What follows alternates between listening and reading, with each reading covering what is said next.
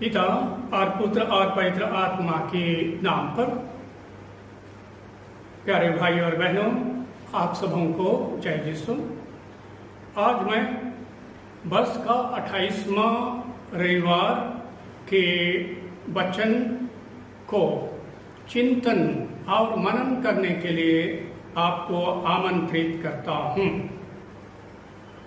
और एक सवाल सबसे पहले आपसे पूछना चाहता हूँ कि क्या हमारे प्रति किए गए उपकारों के लिए हमारे प्रति एहसान दिखाने वालों के प्रति हमें कृतज्ञ होना चाहिए और धन्यवाद देना चाहिए या नहीं? यह हमारे जीवन में आम बात होना चाहिए। अगर हमारे जीवन में कोई किसी भी प्रकार मदद करे, बहुत ही आवश्यक के समय में और जरूरत के समय में मदद करे, और एक बार तो क्या हम उसको उसके किए गए उपकारों के लिए, मदद के लिए धन्यवाद देना चाहिए? उसको धन्यवाद नहीं कहना चाहिए क्या? उसको थैंक यू नहीं कहना चाहिए? जरूर और जरूर हमें उन्हें थैंक यू तो बोलना चाहिए, धन्यवाद कहना चाहिए। Hallelujah, hallelujah. आज मैं आपको कह देना चाहता हूं कि हमारे बाइबल में ईश्वर के प्रति धन्यवाद देने के लिए कई जगह चर्चा की गई है, क्योंकि प्रभु ईश्वर ने हम लोगों के लिए असीम और महान कार्य करते रहे हैं। कई वरदानों को देते हुए, कई रोगियों को चंगा करते हुए, कई मुसीबतों की समस्याओं को निपटारा करने के लिए। हालेलुया। बाइबल में ईश्वर के प्रति धन्यवाद देने के लिए कई जगह चर्चा की गई है। जैसे मैं कह रहा हूँ, पुराने व्यवस्थान में और नए व्यवस्थान में भी मैं आप लोगों के सामने कुछ बाइबल के अंशों को, ये वर्सेस को, अनुवाक्यों को आपके सामने रखना चाहता हूँ। और यदि आप मेरे श्रोता जान रहे हैं तो निश्चय ही इन वर्सेस को, इन ये अनुवाक्यों को समय मिले तो जरूर चिंतन कीजिए और मनन कीजिए और पढ़ लीजिए, जिसमें ईश्वर के प्रति कृतज्ञता और धन्यवाद देने की बात कही गई है बाइबल में।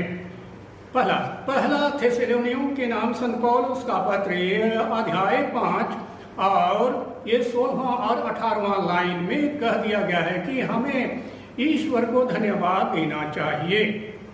दूसरा कुरिन्थियों के नाम संत पौलुस का पत्र, ये 4था अध्याय का 15 लाइन, दूसरा अध्याय का 14 लाइन और 9वां अध्याय का 15 लाइन यह भी यही कहता है कि हमें ईश्वर के किए गए वरदानों के लिए और भलाई के लिए हमें उन्हें धन्यवाद देना चाहिए और उसके प्रति कृतज्ञ होना चाहिए। हालेलुया। कोलोसियों के नाम संत पौलुस का पत्र भी 3रा अध्याय, ये 15, दूसरा अध्याय 6, 4था अध्याय 1-2 और 3रा अध्याय ये 16-17 भी यही कहता है। फिलिपियों के नाम भी ये 4था अध्याय में बहुत स्पष्ट कहता है कि हमें लगातार प्रार्थना करना चाहिए और हमें मांगना चाहिए, और जब हमको मिल जाता है तो निश्चित ही प्रभु को धन्यवाद देना चाहिए।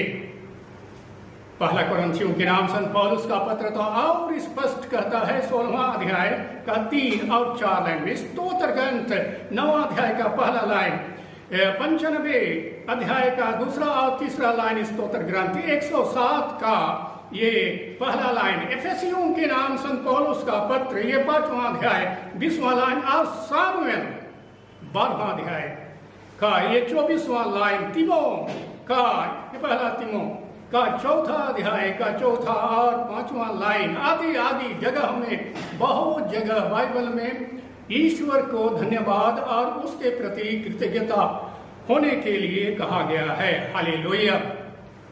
इन बातों को आपके सामने रखते हुए मैं आपको आज का पहला पाठ राजाओं का दूसरा ग्रंथ, ये 5वां अध्याय का ये 14 लाइन से लेकर के 17वां लाइन की बात को कहना चाहता हूं। और ये इस अनुवाक्यों में बहुत प्रसिद्ध राजा आराम का सेनापति, उसका नामान कोढ़ की बीमारी से कोढ़ की बीमारी से तकलीफ में था। हालेलुया। जब आराम यरूशलेम को हराया तो आराम का राजा बहुत से इस्राएली लोगों को बंदी बना करके आराम ले गया।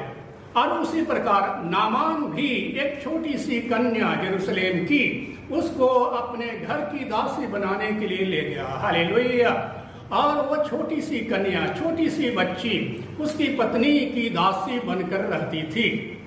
और जब वो छोटी लड़की, छोटी कन्या देखती है कि उसका मालिक नामान कोढ़ी बीमारी से त्रस्त था, इसलिए अपनी मालकिन से कहती है, मालकिन यदि मेरा मालिक इज़राइल में रहे नबी के पास जाता तो उसका कोढ़ की बीमारी छूट जाती। हालेलुया। और इस छोटी सी बच्ची की बात को सुन करके नामान जाता है आराम के राजा से पत्र लेकर के यरूशलेम के राजा के पास। और वहां पर जो भी हुआ मैं उसको संक्षिप्त रूप से भी नहीं कहूंगा, लेकिन थोड़ा सा जरूर कहूंगा कि उसके बाद नामान फिर ये नाराज होकर के आराम लौट जाना चाहता था। लेकिन वहां का नबी इलियास कहला भेजता है कि नामान को मेरे पास भेज दो। और उसको नामान के आने के बाद उसको आदेश देता है कि अपने रोगों, कोढ़ की बीमारी को चंगा होने के लिए वे जर्दन नदी में 7 बार डुबकी लगाए। हालेलुया। अब यहाँ देखिए, अब नामान बहुत हिचकिचाते हुए भी वह जाता है, यर्दन नदी जाता है, जैसे ये कहा गया है 7 बार डुबकी लगाता है। और उसका सारा शरीर एक छोटे बालक के जैसे नरम सुंदर बन जाता है। इस चमत्कार को देख करके, ईश्वर के इस चमत्कार को, ये वरदान को देख करके नामान बहुत कृतज्ञ हो जाता है, बहुत खुश हो जाता है। और ये नबी इलियास को धन्यवाद देने के लिए, ईश्वर को धन्यवाद देने के लिए फिर वह इलियास के सामने बहुत सी संपत्ति रख देता है। हालेलुया। ये नामान की तरफ से ये बहुत सारा संपत्ति देना, ये ईश्वर को धन्यवाद देना और कृतज्ञता प्रकट करना है। Hallelujah, hallelujah, hallelujah. अब इसी प्रकार हम जानते हैं कि आज का ये पहला पाठ हमको कहना चाहता है कि ईश्वर ही हमारे लिए सब कुछ कर सकता है, उस पर हम भरोसा रखें और उनके किए गए हमारे प्रति जो किया गया है उस ये दान के लिए, वरदान के लिए हम उन्हें धन्यवाद दें, उनके प्रति कृतज्ञता प्रकट करें। मैं तिमोथी के नाम संत पौलुस का पत्र आज दूसरा पाठ को भी कहना चाहूंगा कि दूसरा पाठ में भी ईश्वर के प्रति कृतज्ञ होने की बात कही गई है। Hallelujah, hallelujah, hallelujah, hallelujah, hallelujah. प्यारे भाई और बहनों, खासकर आज का सुसमाचार हमें ये सिखाती है और ये संदेश देती है कि ईश्वर के किए हुए वरदान के लिए और भलाई के लिए हम ईश्वर के प्रति कृतज्ञता प्रकट करें, उन्हें धन्यवाद दें और उन पर विश्वास करें, उन पर भरोसा रखें। और उसी प्रकार जिनके साथ हम रहते हैं और जीते हैं, अगर कोई आदमी, छोटा सा व्यक्ति भी या बड़ा सा व्यक्ति भी हमारा सब कुछ जरूरत को, आवश्यकताओं के समय में मदद करता है, उसके प्रति भी हमें कृतज्ञता होनी चाहिए, हमें धन्यवाद देनी चाहिए। हालेलुया। आज का ये सुसमाचार में कहा गया है कि ये संत लूकास का ये 17वां अध्याय का में हम देखते हैं कि ये 10 कोढ़ी सड़क पे हैं और वहीं से होकर के यीशु जा रहे हैं। ये कोढ़ी उनको कोढ़ से बीमार होने के लिए, शुद्ध होने के लिए ईश्वर से पुकारते हैं और यीशु उनको कह देता है जाओ याजकों को दिखाओ।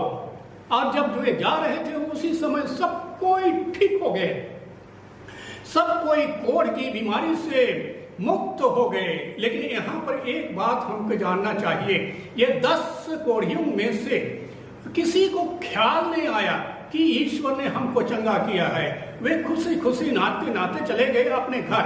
लेकिन एक व्यक्ति जो समारी था, जो यहूदी नहीं था, वो फरीसी नहीं था, ये धर्म से कोई संबंध नहीं रखता था, जब देखा कि वह स्वस्थ हो गया है, वह निश्चित रूप से प्रभु यीशु को धन्यवाद देने के लिए लौट आता है, प्रभु यीशु के चरणों में गिर जाता है, धन्यवाद देता है।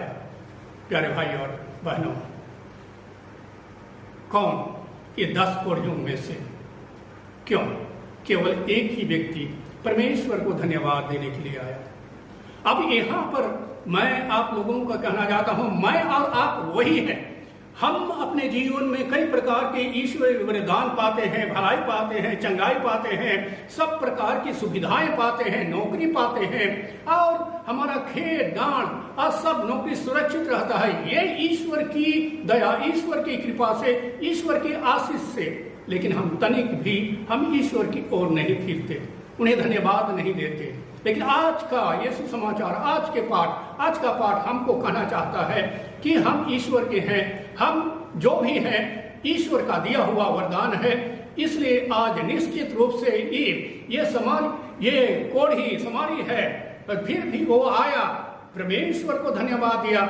हम भी हमारे जीवन में जितने भी दान दिए गए हैं ईश्वर से या हमारे पड़ोसियों से, हम उनको धन्यवाद दें, उनका एहसान माने और ईश्वर की पूजा करें, ईश्वर से प्रार्थना करें कि ईश्वर उनको, हमको, सबको सुरक्षित रखे और शांति में रखे।